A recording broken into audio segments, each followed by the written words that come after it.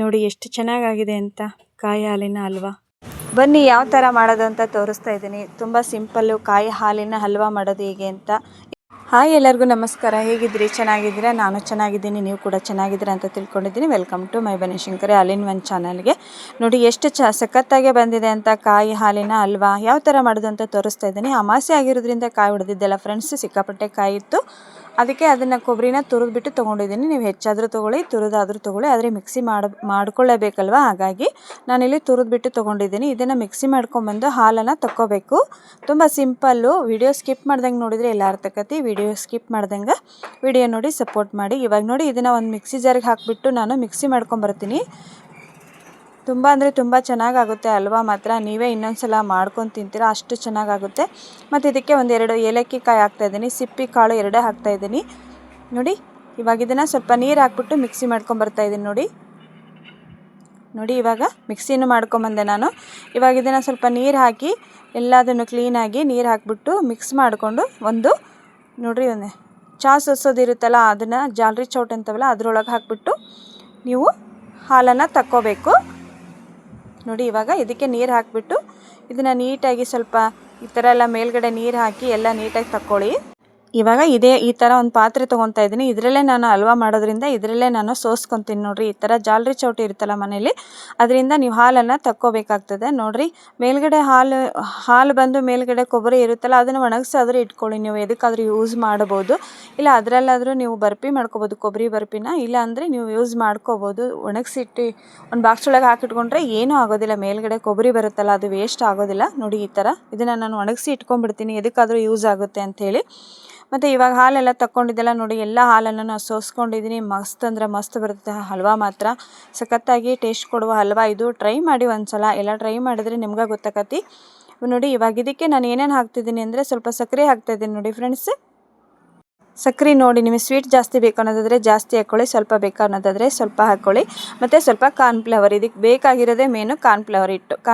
ನೀವು ಗೋಬಿ ಮಂಚೂರಿಗೆ ಯೂಸ್ ಮಾಡ್ತಿರಲ್ಲ, ಅದೇ ಕಾರ್ನ್ಫ್ಲವರ್ ಹಿಟ್ಟು. ಅಂದರೆ ಗೋವಿನ ಜೋಳದ ಹಿಟ್ಟಿಗೆ ಕಾರ್ನ್ಫ್ಲವರ್ ಅಂತ ಕರೀತಾರಲ್ಲ. ಸಕ್ಕರೆ ಮತ್ತು ಸ್ವಲ್ಪ ಕಾರ್ನ್ಫ್ಲವರ್ ಹಿಟ್ಟು ಹಾಕಿಬಿಟ್ಟು ಎಲ್ಲ ನೀವು ಮಿಕ್ಸ್ ಮಾಡ್ಕೊಳ್ಳಿ. ಈ ಥರ ಒಂದು ಸ್ಪೂನಿಂದ ನೋಡಿರಿ, ಗಂಟು ಆಗಬಾರ್ದು ಅದು, ಆ ಥರ ನೀವು ಮಿಕ್ಸ್ ಮಾಡ್ಕೊಳ್ಳಿ. ನೋಡಿ ಈ ಥರ ಮಿಕ್ಸ್ ಅಂದರೆ ನೀವು ಕೈ ಬಿಡಬಾರ್ದು, ಆ ಥರ ಎಲ್ಲ ನೀಟಾಗಿ ಮಿಕ್ಸ್ ಆಗಬೇಕು. ಅದು ಅಲ್ಲಿವರೆಗೂ ಮಿಕ್ಸ್ ಮಾಡ್ಕೊಳ್ಳಿ. ಇಲ್ಲಾಂದರೆ ಗಂಟಾಯಿತು ಅಂದರೆ ಅದು ಹಲ್ವಾ ಅಷ್ಟೊಂದು ಚೆನ್ನಾಗಿ ಬರೋದಿಲ್ಲ, ಅದಕ್ಕೆ ಹೇಳ್ತಾ ಇದ್ದೀನಿ. ನೋಡಿ ಇವಾಗ ನೀಟಾಗಿ ಮಿಕ್ಸ್ ಮಾಡ್ಕೊಂಡೆಲ್ಲ ಇದನ್ನೇ ನಾವು ಗ್ಯಾಸ್ ಮೇಲೆ ಇಡಬೇಕು. ಗ್ಯಾಸ್ ಮೇಲೆ ಇಟ್ಟು ಆದಮೇಲೆ ಫ್ರೆಂಡ್ಸ್ ಇನ್ನೊಂದು ಹೇಳ್ತೀನಿ, ಒಂದು 5-10 ನಿಮಿಷ ನೀವು ಕೈ ಬಿಡ್ದಂಗೆ ಕಲಿಸ್ಕೊತಾನೆ ಇರಬೇಕು.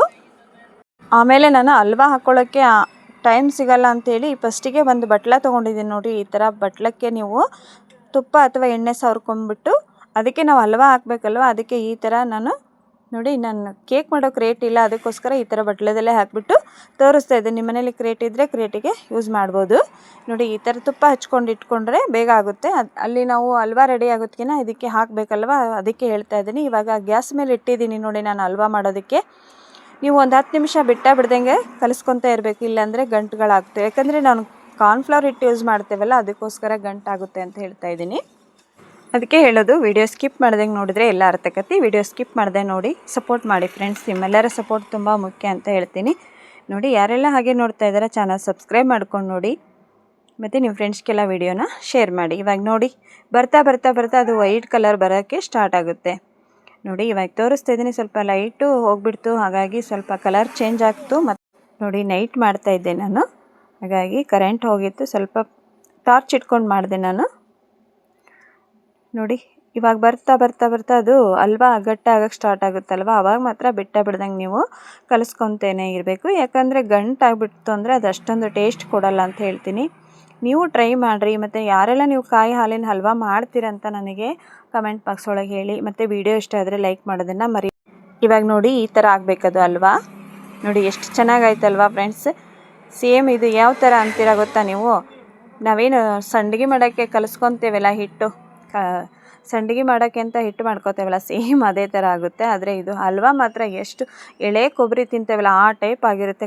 ಕೊಬ್ಬರಿ ತಿಂದಂಗೆ ಆಗುತ್ತೆ ಅಂತ ಹೇಳ್ತಾರೆ ನಮ್ಮ ಯಜಮಾನ್ರು. ಮಾತ್ರ ಇಷ್ಟಪಡ್ತಾರೆ, ಇದನ್ನು ತುಂಬ ಇಷ್ಟಪಡ್ತಾರೆ. ನೋಡಿ ನೀವು ಟ್ರೈ ಮಾಡಿರಿ. ಈ ಥರ ಆಗೋವರೆಗೂ ಬಿಡ್ದಂಗೆ ನೀವು ಕಲಿಸ್ಕೊತಾನೆ ಇದ್ದು, ನಾನು ಆವಾಗಲೇ ಬೌಲಿಗೆ ಒಂದು ಬಟ್ಲಕ್ಕೆ ತುಪ್ಪ ಹಚ್ಚಿಟ್ಕೊಂಡಿದ್ದಲ್ಲ ಆ ಬಟ್ಲಕ್ಕೇ ಹಾಕ್ಬಿಡ್ತೀನಿ ನೋಡಿ. ಇವಾಗ ಇದನ್ನು ಸ್ವಲ್ಪ ತಣ್ಣಗಾಗೋಕ್ಕೆ ಬಿಟ್ಬಿಡಿ. ನೀವು ಫ್ರಿಜ್ ಇದ್ದರೆ ಫ್ರಿಜ್ ಒಳಗೆ ಇಡ್ಬೋದು, ಇನ್ನೂ ಗಟ್ಟಿ ಆಗುತ್ತೆ. ಫ್ರಿಜ್ ಇಲ್ಲ ಅನ್ನೋರು ಹಾಗೇನಾದರೂ ಇಟ್ಟರು ಪರವಾಗಿಲ್ಲ, ಬೇಗ ಗಟ್ಟಿಯಾಗಿಬಿಡುತ್ತೆ. ನೋಡಿ ಈ ಥರ ಒಂದು ಬಟ್ಲಿಕ್ಕೆ ಎಲ್ಲ ತಕ್ಕೊಂಡು ಅದನ್ನು ಹಾಗೆ ಆರೋಕ್ಕೆ ಇಟ್ಬಿಡಿ. ನೋಡಿ ನಾನು ಈಗ ಇದನ್ನು ಆರೋಕ್ಕಿಟ್ಟು ಒಂದು 10-15 ನಿಮಿಷ ಫ್ರಿಜ್ಜಲ್ಲಿ ನಾನು ಇಟ್ಟಿಲ್ಲ. ನೀವು ಬೇಕಾದ್ರೆ ಫ್ರಿಜ್ಜಲ್ಲಿ ಇಡ್ಬೋದು, ನಾನು ಫ್ರಿಜ್ ಇದ್ದರೂ ಇಟ್ಟಿಲ್ಲ. ನಾನು ಹಾಗೆ ನಿಮಗೆ ತೋರಿಸ್ತಾ ಇದ್ದೀನಿ ನೋಡಿ. ಇವಾಗ ಸುಡ್ತಾ ಇದೆ, ಅದಕ್ಕೆ ಹೇಳ್ತಾ ಇದ್ದೀನಿ. ಆರಿದಾದ್ಮೇಲೆ ಎಷ್ಟು ಚೆನ್ನಾಗಾಗುತ್ತೆ ಅಂತ ಹೇಳ್ತೀರಾ, ನೀವೇ ನನಗೆ ಹೇಳ್ತೀರಾ. ನೋಡಿ ಇವಾಗ ನಾನು ಫುಲ್ ಆರಿದೆ ಅಲ್ವಾ, ಇದನ್ನು ಇನ್ನೊಂದು ಪ್ಲೇಟಿಗೆ ನಾನು ಸರ್ವ್ ಮಾಡ್ಕೊತೀನಿ ನೋಡಿ. ಇವಾಗ ಈ ಪ್ಲೇಟನ್ನು ಈ ಥರ ಉಲ್ಟಾ ಇಟ್ಟು ಈ ಥರ ಮಾಡಿಬಿಡಿ. ನೋಡಿ ತೋರಿಸ್ತಾ ಇದ್ದೀನಿ ಎಷ್ಟು ಸಖತ್ತಾಗಿ ಬಂತು ಅಂತ. ವಾವ್ ಅಲ್ವಾ, ನೀವು ಮಾಡ್ಕೊಂಡು ತಿನ್ನಿರಿ. ಸೇಮ್ ರಬ್ಬರ್ ಆದಂಗೆ ಆಗಿದೆ ಫ್ರೆಂಡ್ಸು, ತುಂಬ ಇಷ್ಟ ನನಗಂತೂ ಇದು ಹಲ್ವಾ ಮಾತ್ರ ಸಖತ್ತಾಗಿ ಟೇಸ್ಟ್ ಕೊಡುತ್ತೆ. ನೀವು ಟ್ರೈ ಮಾಡಿರಿ, ಮತ್ತು ವಿಡಿಯೋ ಸ್ಕಿಪ್ ಮಾಡ್ದಂಗೆ ನೋಡಿರಿ ಅಂತ ಹೇಳಿದ್ದೀನಿ. ಯಾರೆಲ್ಲ ನನ್ನ ಚಾನಲ್ ಹಾಗೆ ನೋಡ್ತಾ ಇದ್ದೀರಾ ಸಬ್ಸ್ಕ್ರೈಬ್ ಮಾಡ್ಕೊಳ್ಳಿ. ನೀವು ಇಷ್ಟಪಟ್ಟು ಮಾಡ್ಕೊತೀನಿ. ನಿಮ್ಗೆ ಯಾವ ಶೇಪಿಗೆ ಬೇಕು ಆ ಶೇಪಿಗೆ ಕಟ್ ಮಾಡ್ಕೊಳ್ಳಿ. ನನ್ನ ಮಕ್ಳು ಇದ್ದಿದ್ರೆ ಇಷ್ಟಪಟ್ಟು ತಿಂತಿದ್ರು, ಬಟ್ ಮಕ್ಕಳು ಹಾಸ್ಟೆಲ್ ಇರೋದ್ರಿಂದ ನಾನು ನಮ್ಮ ಹಸ್ಬೆಂಡ್ಗೆ ಅಷ್ಟೇ ಮಾಡ್ಕೊಂಡಿದ್ದೆ. ನೋಡಿ ಎಷ್ಟು ಚೆನ್ನಾಗಾಗಿದೆ ಅಂತ. ನೀವು ಯಾವ ಶೇಪಲ್ಲಿ ಬೇಕಾದರೆ ಕಟ್ ಮಾಡ್ಕೊಳ್ಳಿ, ಯಾಕಂದರೆ ಇದು ಏನು ಆಗೋದಿಲ್ಲ, ಕೆಡೋದಿಲ್ಲ. ನೀವು ಒಂದು ವಾರ ಇಟ್ಕೊಂಡು ತಿನ್ಬೋದು ಫ್ರಿಜ್ ಒಳಗೆ, ಅಷ್ಟೊಂದು ಟೇಸ್ಟ್ ಕೊಡುತ್ತೆ. ನೋಡಿ ಕರೆಂಟ್ ಒಂದು ಪ್ರಾಬ್ಲಮ್ ಆಗಿತ್ತು ನನಗೆ, ಅದರಿಂದ ಟಾರ್ಚ್ ಇಟ್ಕೊಂಡು ಸ್ವಲ್ಪ ವೀಡಿಯೋ ಮಾಡಿದ್ದೀನಿ. ಬಟ್ ಅದ್ರಲ್ಲಿ ಕಲ್ ಕಲರ್ ಹಾಗಾಗಿ ಕಲರ್ ಬಂದಿದೆ.